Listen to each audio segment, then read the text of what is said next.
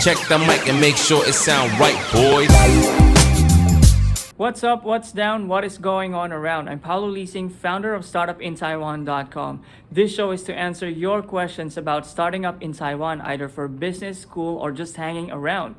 So leave your questions in the comments section below. And today we have a very special day because I'll be hosting Taiwan Tech Arena's Investor Salon, where I'm going to be asking questions about NFT, Web3, and everything in between. So as you can see here, our guests for today are Bruce Bateman, Advisor, Chairman of LITEON Technologies, Innovation and Startup Platform, and Melody Ho, Marketing Director of Glia Cloud. So as you can see behind me, we pretty much have a nice setup where I'm going to be sitting on that chair and the two guests will be answering some of my questions related to the topic that I just discussed. So, see you later.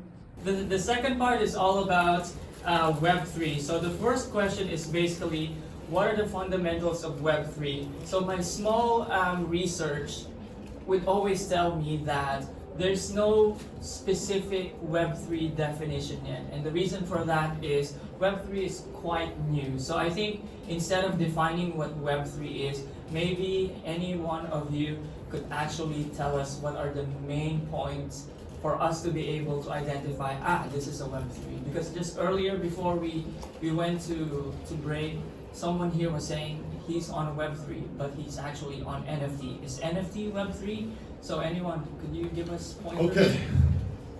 So the definition, good news is the industry is young and definition is young. The bad news is the industry is young and the definition is young. So what does it mean? Web3 is a new approach to how we want to live. So if we think about our lives, the Web3 is associated with NFT, blockchain, but it's really associated more with the Metaverse. And what is the Metaverse, first of all? The Metaverse is the ability to move between a virtual world and a physical world, and being able to do what I do in the physical world to do in the virtual world, and I may be able to do more in the virtual world because I can do things like buy a house, which I can't do in Taiwan. I could wear clothes that are technically physics-wise can't do. So there's certain things I can do in one world, and I could be a different person in the Metaverse. And there'll be Metaverses, there won't be one. But Web3 is the ability of bringing our world, and when we're talking about a new, so the browser is where?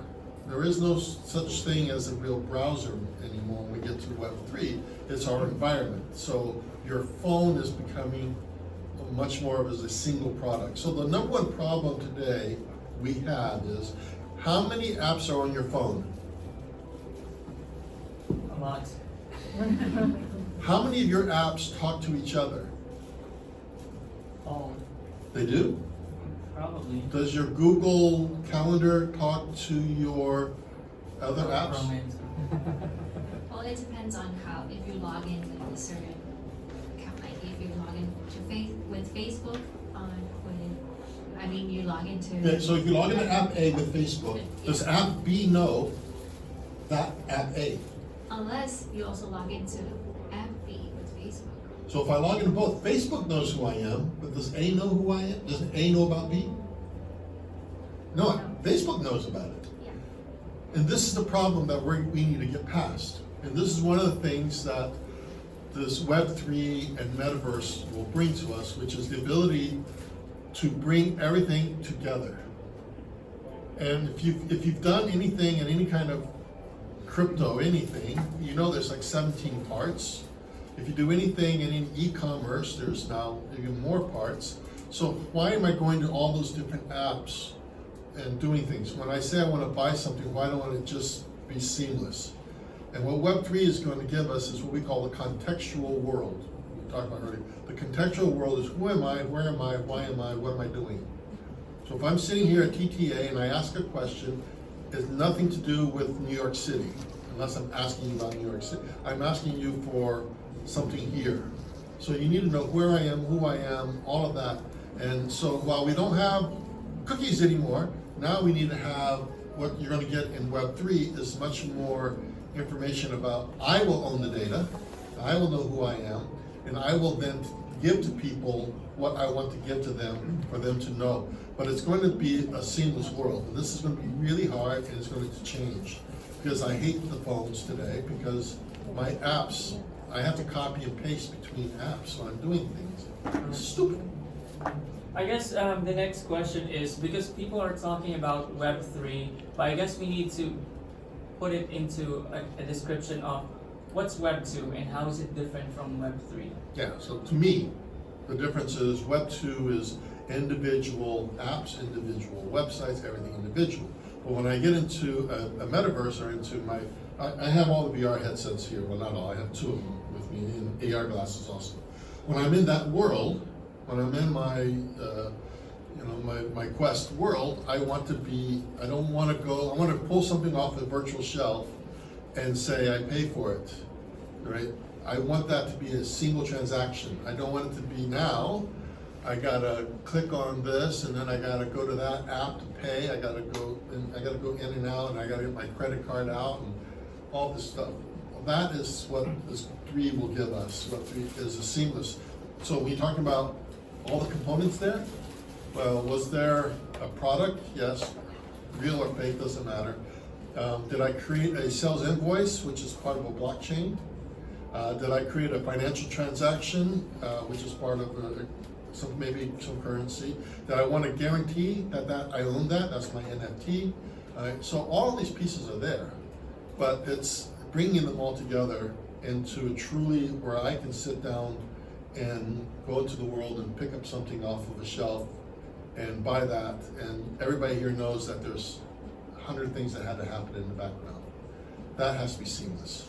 So you're talking about seamlessness, but another aspect of Web3 is the ability to decentralize the ownership of a specific platform. For example, right now we have Facebook, we have Google, we have YouTube, and all of these platforms have the most say on who should own your content and at what extent should they show it to people. For example, if you have a YouTube channel, you will need to cross the 4,000 hours before you can start monetizing. And even if you could monetize, you're unable to really get so much because it's still up to their designed algorithm whether it's going to be shown to as many people as possible as you wish. I guess this question will, I'm going to go again to you, but it will challenge you, Melody, because as a marketer, how do you think should marketer? Is this good news for marketers? Good and bad. Good is that there are certain algorithms you can trace to, you can look to. So if you're going to market on certain platforms, you're going to learn what is the norm on the platform, how to get traffic on the platform. But then the bad part is you want to market on different platforms. You got to learn how to market on different platforms, and the algorithms change from time to time. So it is also something we should always adapt to. So there's Yeah, so the point here is who owns my data? In a centralized world like we have today, Facebook owns my data, Amazon owns my data. In Web3, I own my data, and I give pieces of what I want to who I want, when I want. That's the major difference, is who owns the data. And this goes back to why we went to web with getting the first phase is getting rid of the cookie, so that now it's all first person data. And now in the future I will decide that if I'm going to a open environment where there may be multiple people, that I decide what data goes. Whereas right now, if I go to Amazon and they have 5 subs, they pass my data to them. I can now go directly, forget Amazon, I'll go directly to the shoemaker and I'll directly give him my data and say, you can have this data. So who owns the data and all that? So now, there's a lot of questions around security, there's a lot of questions around safety, around backup, because the good news about, I'm a cloud person. I have Google Cloud and Microsoft's cloud. All my notes and everything is up there. I carry whichever device, I carry like 10 devices, and whichever device I would have to open, I know I'm going to get that document. You know, my notes for tonight, I made it on my PC, I edited it in the bus on my phone, and then I look at it on my iPad. So, you know, the data is no longer in my possession. Now, when that happens, now I can decide what happens to that document and who controls it. Right? So unfortunately, the control of the document is still in Microsoft's hands because it's a OneDrive. I think this is where blockchain comes into the picture, and this is the one that actually allows for the decentralization, ownership of actual content. But for many people, blockchain is going to be super difficult to understand, and so what actual consumers are experiencing right now is just a part of it, which is NFT, and this is where my next question goes to. What's an actual use for an NFT, and especially either in marketing or in the tech Okay, world? so I just wrote an article. You're a writer. How do you protect your article? So I can protect it with an encrypted PDF, but I actually want to make money from it. So I could create an NFT out of it, and I can only give the people the decode key to those who pay me, and then they own the rights to that PDF, right? So that is one simple use case for that. So anything I do now where you and I write and we don't get paid, we can now start charging pennies, but we don't need a publisher. Okay, we need an NFT site and the way to get that and all the processing of the money. There's quite a few of those middleware backends for us, but I don't have to go to a publishing house anymore. This publishing house won't take me. We're too small. That's a technical aspect of it. From the marketing side, how is NFT changing the landscape of marketing? Yeah, actually, I agree with Bruce, like how NFT is protecting intellectual property, but at the same time, it also have higher risks. Regardless of the recent negative news on NFTs, like being hacked, etc., but we're still quite positive. Like, I am quite positive with NFTs because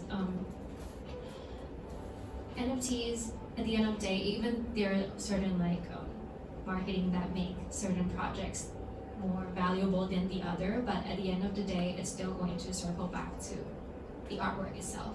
So as a new distribution channel for artworks, actually, I see great opportunities for young artists. Yeah, I use Miro for art that I collect, and it's an NFT based. Yeah, That's a special frame.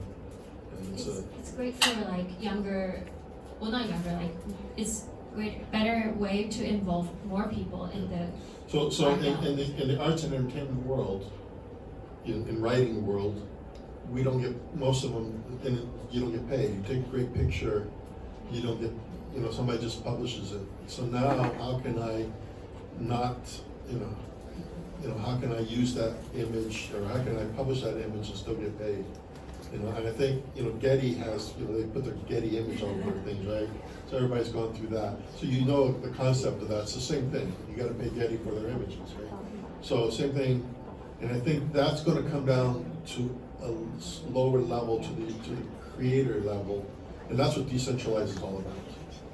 I guess both of you are quite having positive sentiments about Web3 and NFT, and this is a little bit off script, but so many people are actually, there's some people who are actually against NFT and Web3 in general. For one, they say it consumes a lot of energy. Yeah. Number two, for the NFT, it's mostly on the art, but a lot of people are actually scamming everywhere. But we also see good brands actually doing it. But yeah. on the surface, you get a lot of scammers and a lot of consumption of energy, and the fact that Web3 and NFT are quite difficult to explain most of the time. So you get a lot of people who thinks this is just a fad.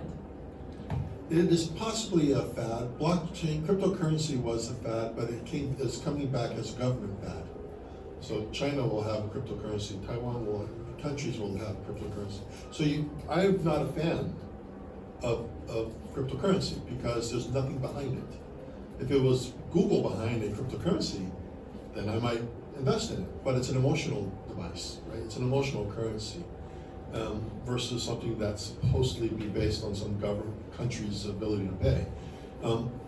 So NFT is the same way. NFT is going to have its hype curve, and it's going to come down to the fact that I wish to encrypt something, which you can do with, in a certain way today, but it's all about the distribution of that. So I can encrypt a PDF file, and I can hand out keys to a PDF file for writing.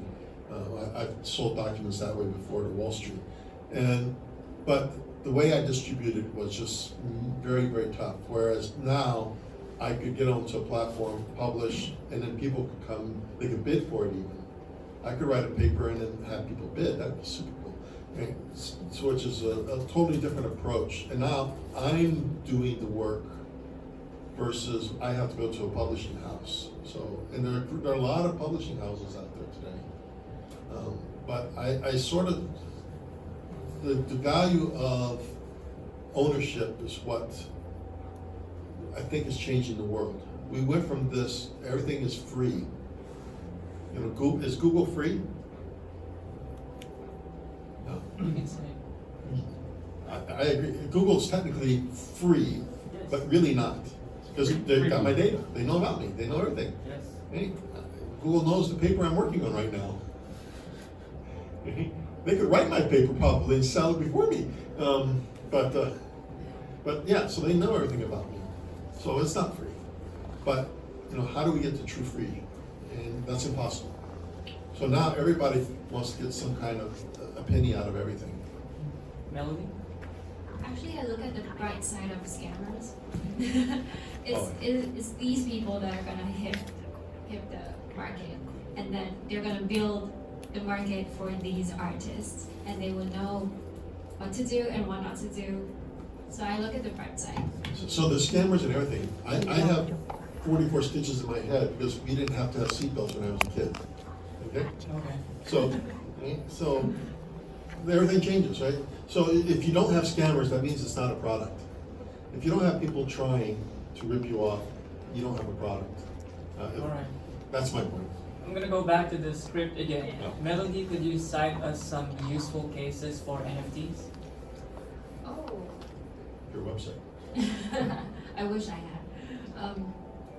Actually, our company don't have like an NFT projects yet, but we are talking to creators about it because we do content creation obviously, and we can turn text into animation as well, character animations, and which will be a great NFT projects. And we see a lot of local graphic designers launching their NFT projects. It's small, but then it's a great way to show people just in Taiwan, people who can only read Mandarin can see that. They probably can share it elsewhere because it's out there. Got it.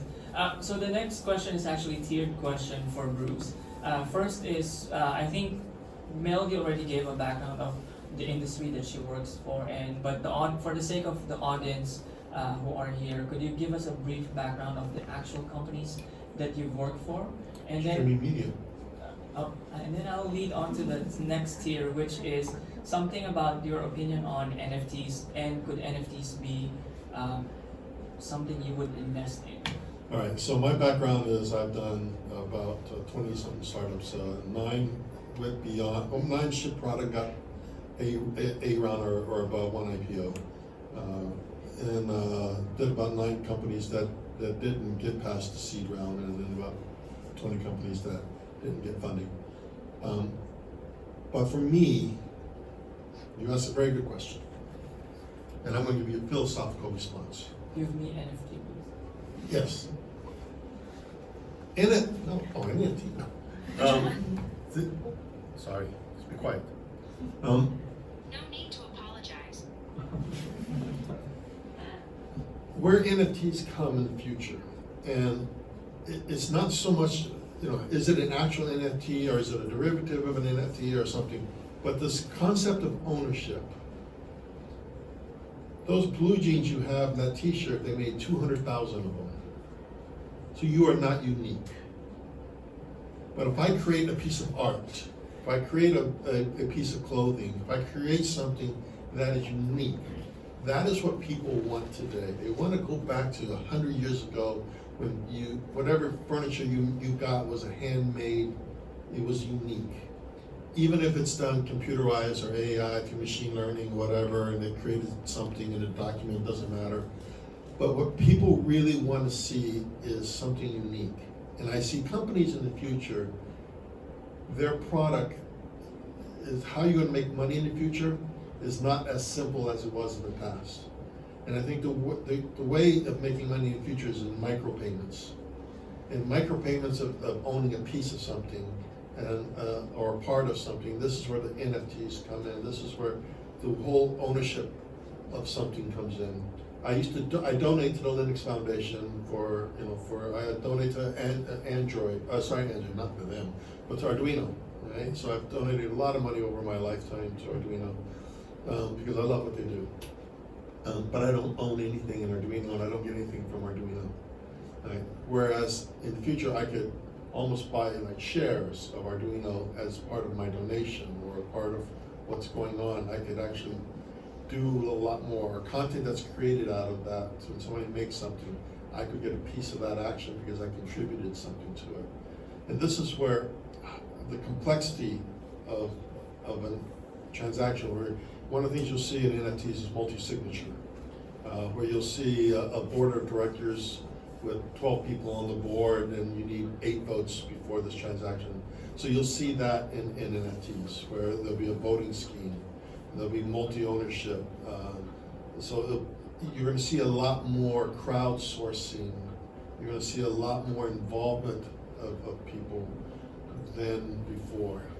And because I don't have a choice of being involved in that company or that product, and I want to be, and I think that's kind of where I see things going. You are an investor. Do you see NFT? Could you use NFT to invest into something? Sure. I guess you could create an NFT to own if you issue stocks or as a product, and I as an NFT, and I buy into that, right? And then you could do 1,000 of those and get 1,000 votes, and I get 3 shares and I get 3 votes. Right? So all that's possible, which means now I could crowdsource my startup faster. Right? I could bypass all the regulatory and all of the unfortunately, you don't want to bypass due diligence, but I could bypass a lot of stuff quickly. And how money is transferred for startups is also a big issue. I'll pass on the mic to the audience, but first I have another off-script question for the two of you, and I'll pull it to the Taiwan ecosystem. What do you think of the Taiwan ecosystem with respect to the progress of Web3, either from the Metaverse side, from the NFT side, or purely on the blockchain side? Okay, you think. To me, this is open season. We hit a free go around the block card because it doesn't matter where you are in the world. You can be here and create a whole NFT platform that you sell worldwide. Why does the company, one of the biggest NFT providers is in Belgrade. Right? I mean, they're not in Silicon Valley. So it doesn't matter where you are anymore. It's going to be how good is your product, how easy it to use, what's your UI, what's your front end, and then what is your marketing dollars? Right? How are you going to get this to be, who are your KOLs? We're not talking about cute girls going, "Hi, my software's better." No, you got to have real people who actually love that. So I think Taiwan has to not be scared and say, I could do this. Now, the field that you go in, there's 1,000. Every field that there is today is going to need machine learning. Every field that there is today, construction, anything, is going to need some kind of blockchain so that we know that the cement I bought was real cement from the right cement company, and the powder that they bought and the rocks that they bought to make my cement came from the appropriate sources. So I want to know where my chickens came from. I want to know. So we're talking about a whole blockchain side. Compared to, is there an NFT involved in that? That's a different question. But I do see supply chain, blockchain coming. This has been around for a long time of people wanting to know where their food comes from. And it's going to be the same thing when we buy components to build your computers. You want to know where are those chips real? Did they come from the right place? There's a project for blockchain from one of the largest car makers. They want to put a special QR code embedded on every component in the supply chain. Why? Because people are stealing brand new cars, taking them to another location, and then stripping the car and claiming these are brand new parts. And so they want to know that when that car comes in and says it's a replacement part, that it says, no, this was an actually original part, or it's not. Right? Somebody's trying to copy this. This part has been shown up twice. Somebody copied this QR code. Okay, so the first guy gets it, the second guy gets questioned.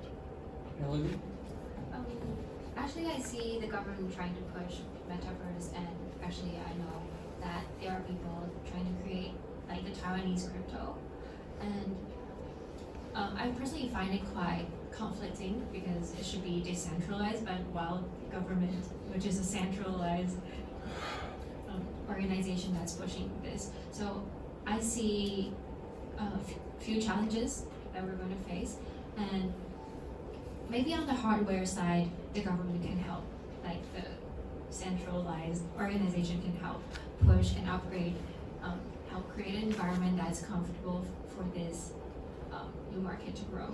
But then it will still take third parties, like the organization, the corporates, the startups, to really bring these applications into our daily lives. I'll give you a good example, Taiwan. So my friends at Lion Travel have a new accelerator and a new fund to do tourism. So if you think about where NFT and blockchain comes in the tourist business, I can get an NFT for a hotel that I can redeem later.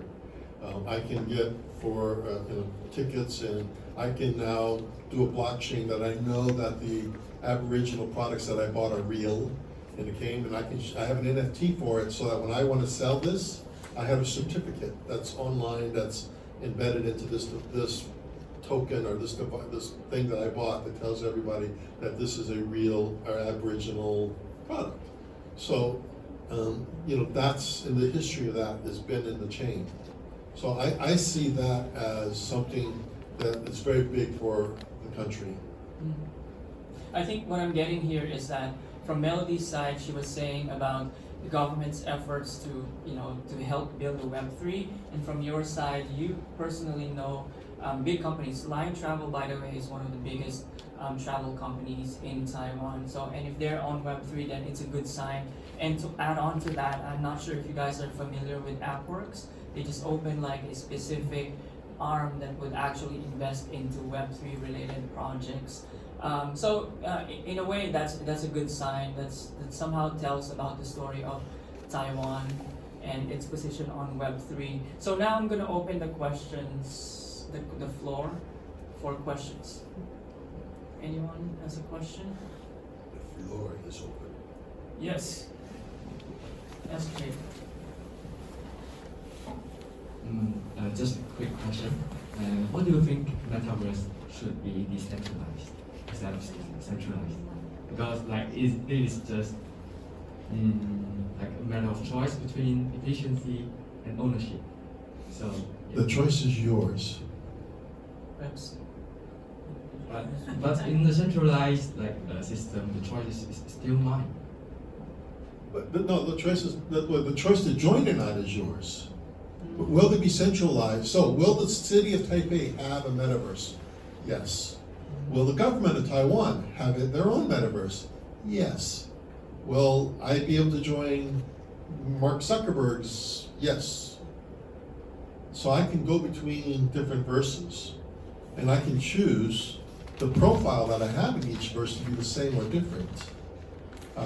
I could have I could decide how much time I want to spend in each. So for example, if you're a Line user versus a Facebook user. Those are two totally different platforms, right? You don't transfer, you can go between Instagram, IG, and FB, but you can't go between IG and Line, right? So you are in two metaverses already, right?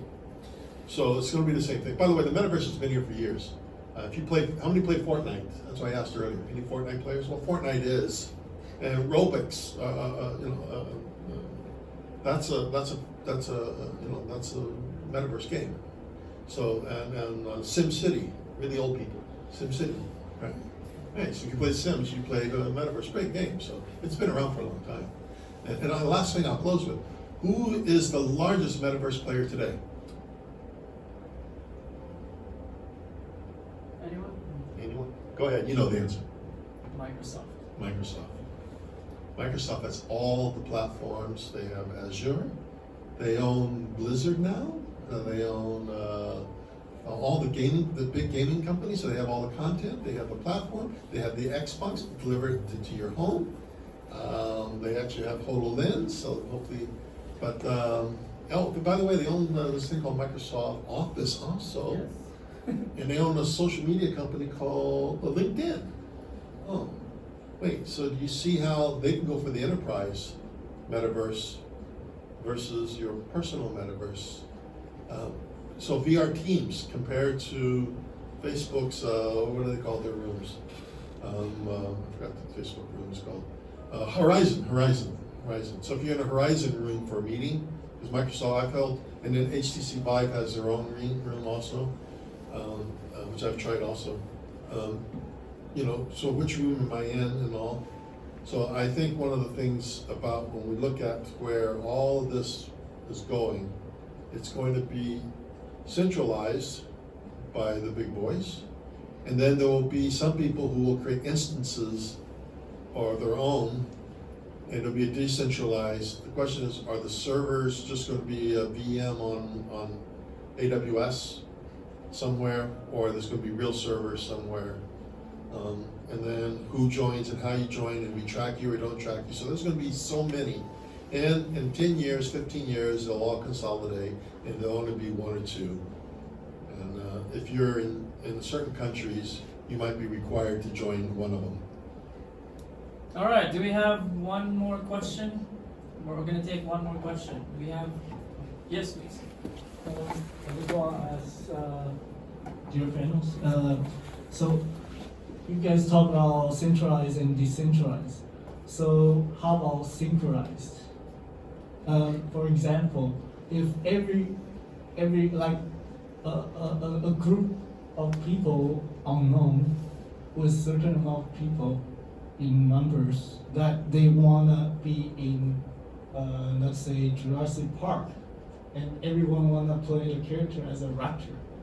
So they basically have to, in virtual world, they have to open different lounge so they can play the character.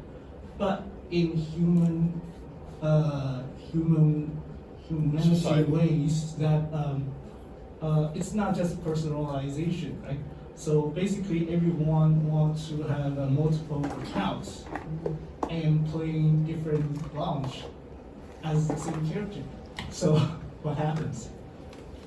You have what they call MetaverseExchange.com. So there will be exchanges. The question is, when you go from the Taiwan metaverse to the Microsoft metaverse, I want to quit one or I want to transfer funds. So there's going to be funds transfer because every verse will have their own currency. Okay, and this is why you're going to see centralized big government cryptocurrency and metaverses. You'll see them because there's a lot of advantages for governments to have these systems, and you have big corporates will have them. So, but then I want to go to my private. I want to go to the Jurassic Park one, which just me and my buddies, want to go to, and that'll be on a server somewhere that you can. But that'll be a room where we play. We create our own. You can do that in the Roblox already.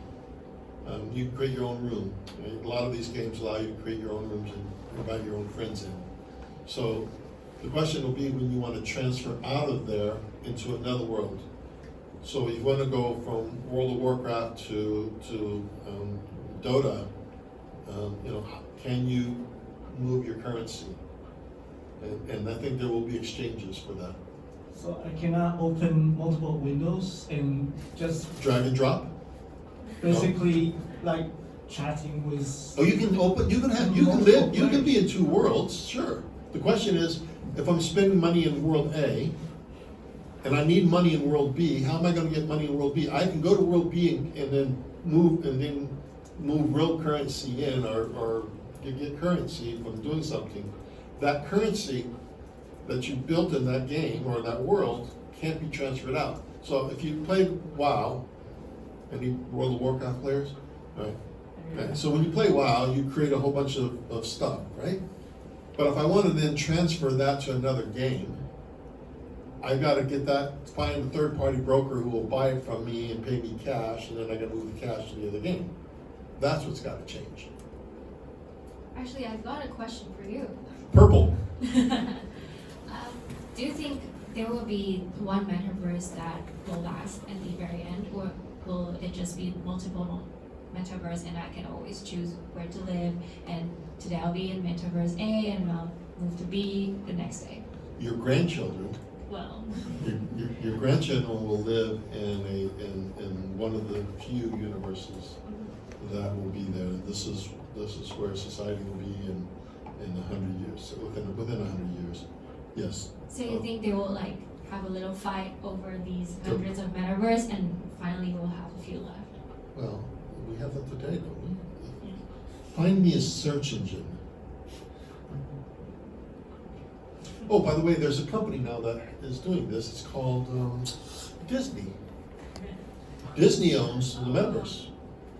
Disney owns content. They own parks. They own action figures. They can sell you a virtual They own Spider-Man? I don't know. Whatever. Oh, Mickey Mouse. They can sell you a virtual Mickey Mouse NFT, or they can sell you a real Mickey Mouse, right? So Disney has everything. You can go to the park and you can actually buy food.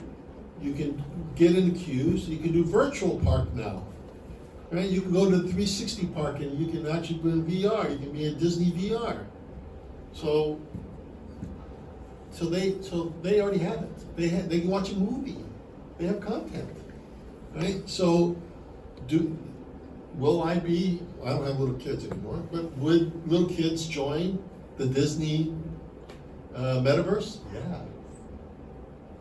Right? Just like different platforms, they say. Yeah, so that would be, and they could live in that platform all day. They could take school. You can go to school in that platform. I'd love to go to Disney for school. Yeah, sure. I think that will be the last question. I think based on what I mentioned earlier, I think we will need you guys to come up here. But before that, I would like you to give a round of applause for our guests for today. Thank you so much, Valerie and Bruce. And if we can invite everyone to come over. Check the mic and make sure it sound right, boys.